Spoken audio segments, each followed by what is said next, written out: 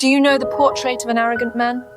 It is one of unconcealed contempt, a posture of insufferable superiority, a man who, even in a declaration of love, must underscore the vast gulf between our fortunes and connections. The inferiority of your birth, my rank, and circumstance, all these things that I'm willing to put them aside and ask you to end my agony. I don't understand. I love you. I once prided myself, I, Elizabeth Bennet, on my ability to discern such a character at a glance, to pin him firmly to the cross of disapprobation. So fiercely did I cling to my first impressions, building a wall of prejudice so high that it obscured many a truth from my sight. That man was Mr. Darcy, a wealthy nobleman. It is said that he has the wealth of half a county. The first time I met him at the ball, his alopestine indifference contrasted sharply with the easygoing and friendly nature of his friend Mr. Bingley. Mr. Bingley was immediately captivated by my dear, beautiful sister Jane. As for Mr. Darcy, he merely lingered at the edge of the ballroom, his eyes scrutinizing the entire company. When Mr. Bingley suggested that he invite me to dance, he made a casual comment on me. She is the most beautiful creature I have ever beheld. But her sister Elizabeth is very agreeable. Perfectly tolerable, I dare say. Not handsome enough to tempt me. These words happened to be heard by me. To be truthful, it was not his assessment that wounded me. I flatter myself I have a fair understanding of my own charms. It was his unpardonable arrogance, that insufferable sense of superiority which dismissed all others as insignificant. As it is, I would not dance with him for all of Derbyshire, let alone the miserable half. From that moment, my prejudice against him took firm root.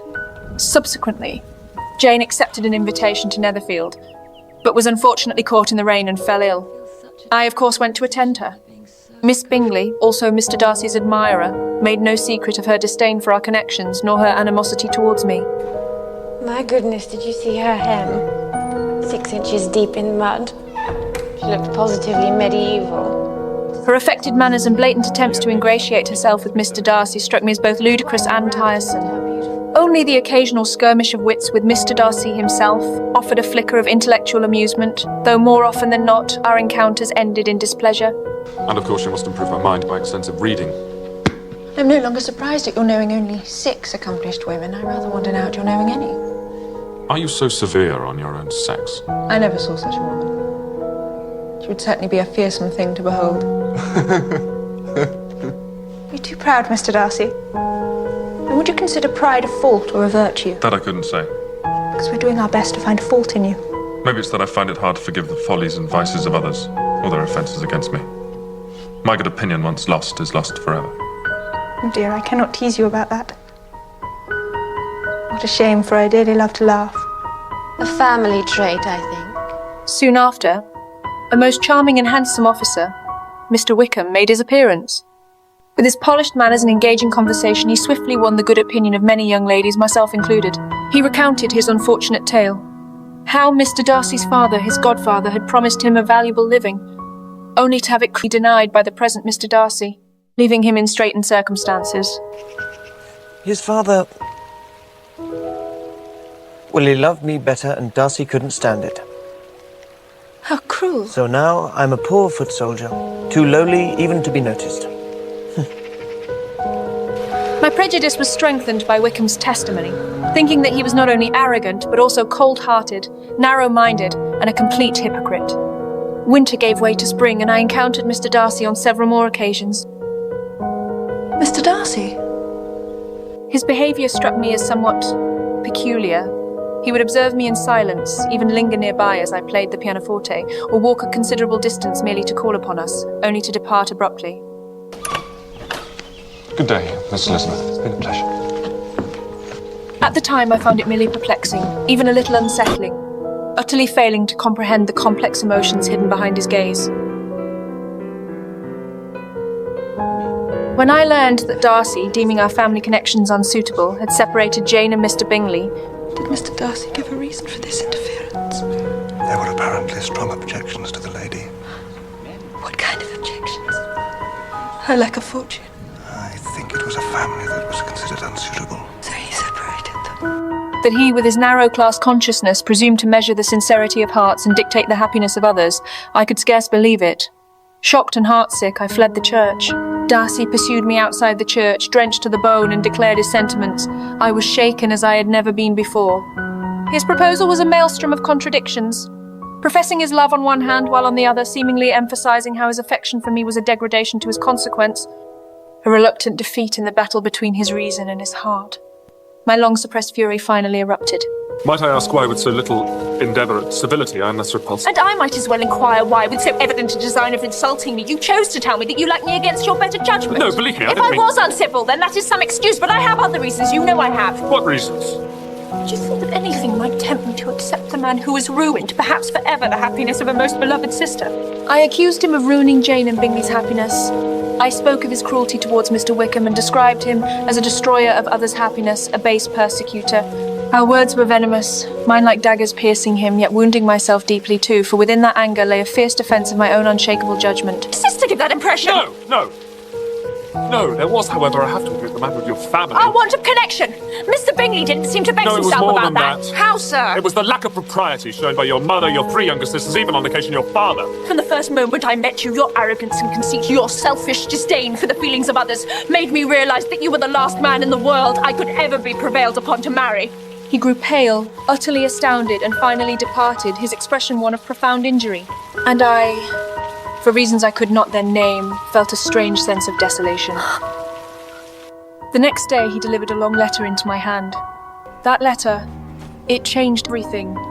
In it, he meticulously refuted each of my accusations. But if I may, I will address the 2 offences you have laid against me.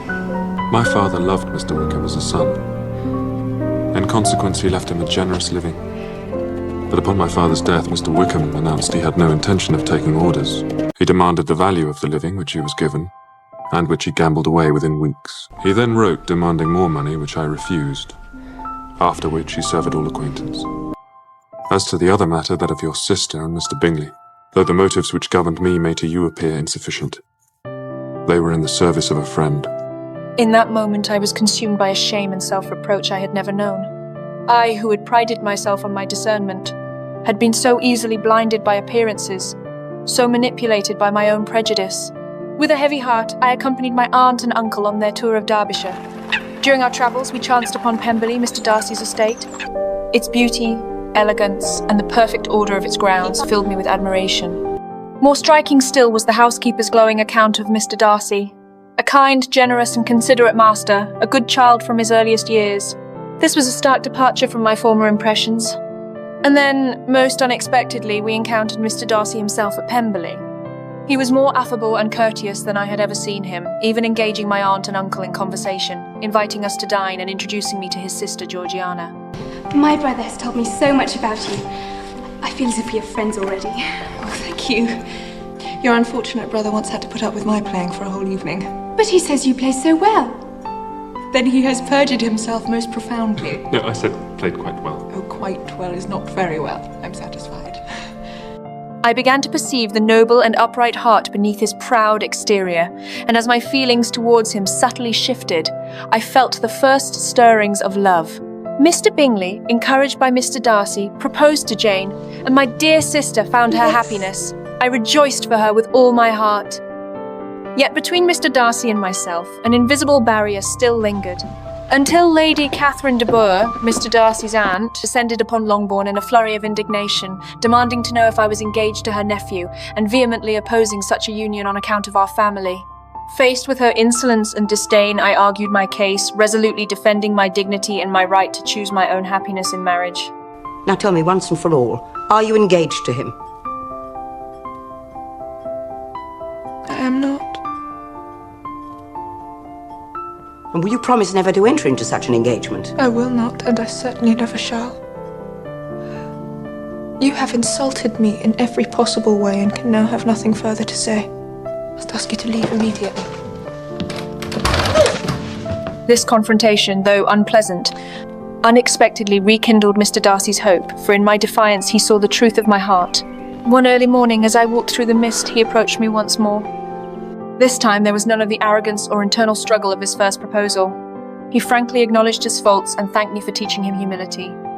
And I, in turn, expressed my apologies and my gratitude. If your feelings are still what they were last April, tell me so at once. My affections and wishes have not changed.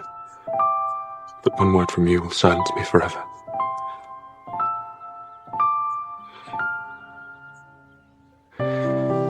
If, however, your feelings have changed, I would have to tell you. You have bewitched me, body and soul, and I love you.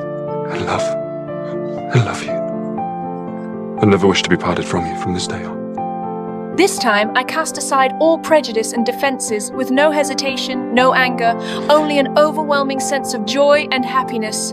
The sun, breaking through the morning mist, bathed us in its light, illuminating our hearts to one another.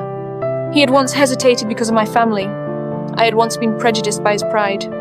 When the dust of arrogance settled, and the fog of prejudice cleared, two souls finally saw each other truly in the dawn. And love is the ray of light that shines when pride and prejudice are at last overcome.